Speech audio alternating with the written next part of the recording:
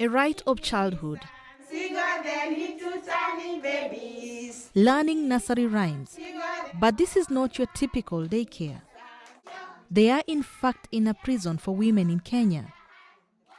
Children here are allowed to stay with their mothers until they are 4. I left my firstborn, she's 6 years old.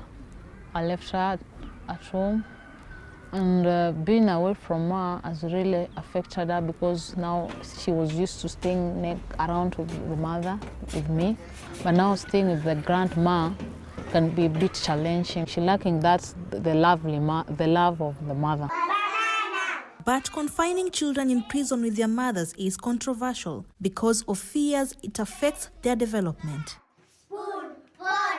These children normalize with prison behavior. So they believe prison is home.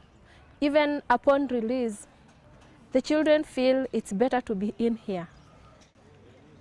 The children who are raised and sometimes born here know little about the world outside. There are about 2,000 women serving a sentence in the Kenyan prisons. Around 200 of them are with their young ones that spend their formative years staring at walls. They missed the normal early childhood stages where a child must play with other children, where a child must, is not restricted in terms of movement. This child is aware my mother was in prison. This child is aware of the stigma that people relate the mother with, and that also reflects back to the child. So most of the time they have to go through a lot of counseling. Jacqueline Kavu was 8 months pregnant when she was arrested. She now lives with a 3-week-old baby. She voiced to me her worries. It gets cold here. I didn't have clothes for my baby, but I was given some.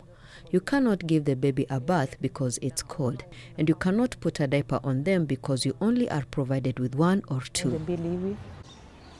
It's a complex decision, and one authorities around the world struggle with, but an important one for these kids who face being confined in prison or being without their mothers. Agnes Penda, BBC News, Eastern Kenya.